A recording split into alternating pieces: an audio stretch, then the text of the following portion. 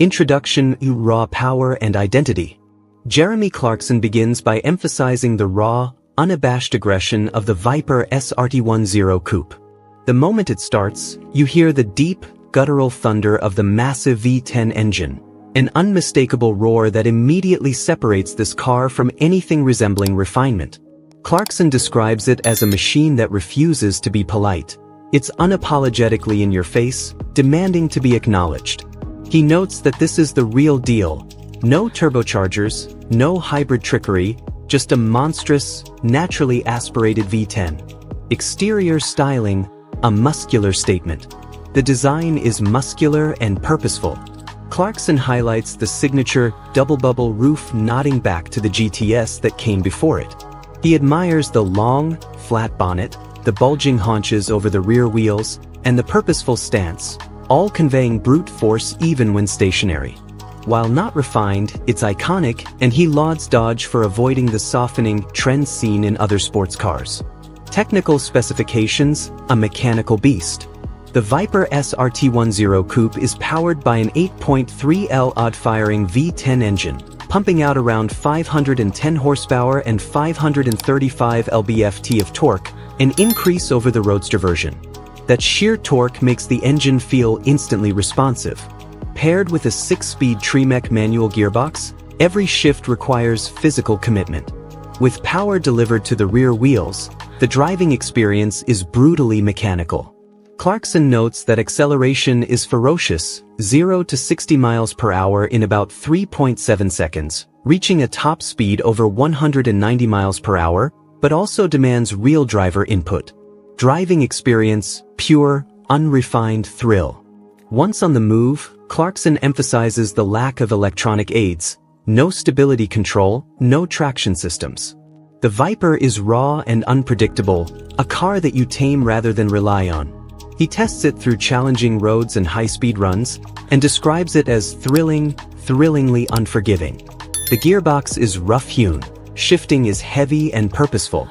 The steering doesn't feel light, it's mechanical and direct, demanding constant attention. This isn't luxury, it's focused, visceral driving. Sound: a signature melody. Clarkson is captivated by the V10 soundtrack, a deep, thunderous howl that's both terrifying and addictive. He remarks that even at low speeds, the engine burbles with menace. Accelerate back toward full throttle, and the VIPER becomes symphonic. There's no pretension, just raw exhale of horsepower. Interior is Spartan but functional. Inside, the VIPER is stripped of luxuries.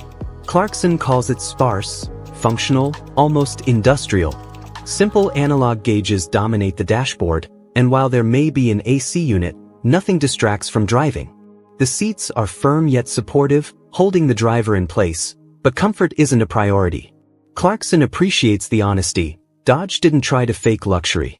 This cabin is about one thing only: driving. Performance versus comfort trade-off. Clarkson acknowledges that comfort is compromised.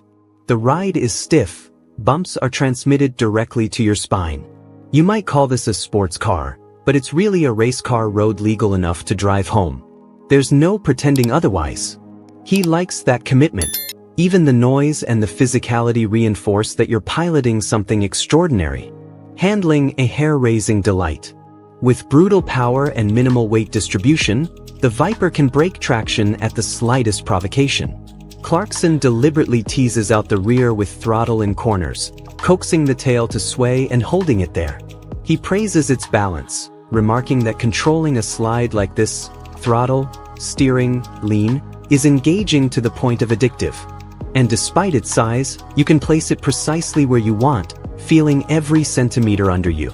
It's hyper-responsive but not unstable, if you drive it hard enough. Comparisons: a league of its own. Clarkson compares the VIPER to Ferrari or Porsche supercars of its era and concludes it stands apart because of its lack of refinement. A Ferrari may be faster around a track or greener around a hill, but it's also polite, predictable, a supercar with manners. The VIPER, by contrast, has zero manners. It doesn't care about manners. He argues that this makes it more exciting, if less civilized. Flaws? Embracing the imperfections. There are flaws, of course. Fuel economy is atrocious, Cabin noise is deafening, visibility is limited due to long bonnet. The gearbox is heavy. But Clarkson argues that none of these are flaws in this context. They're characteristics. They remind you that this is a full-blooded, analog, physical driving machine. If you're offended by them, you're in the wrong car. Clarkson's verdict? Iconic and pure. In wrapping up, Clarkson declares the VIPER SRT-10 coupe brilliant, albeit uncomfortable. He encourages prospective buyers to see it for what it is, a powerful driver's car, not a luxury GT. He appreciates its honesty and directness, qualities that are rare in modern supercars. And its sound? A V10 screaming at full pelt. That sound will never bore you. Legacy and relevance today.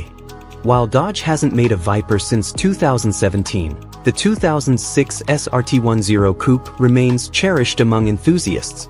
Its sheer physicality, sensory engagement, and lack of electronic interference offer a driving experience few cars today match. It's an education in raw power, heavy, throat-tightening, hand-on-hip muscle, all wrapped in a chassis you must tame.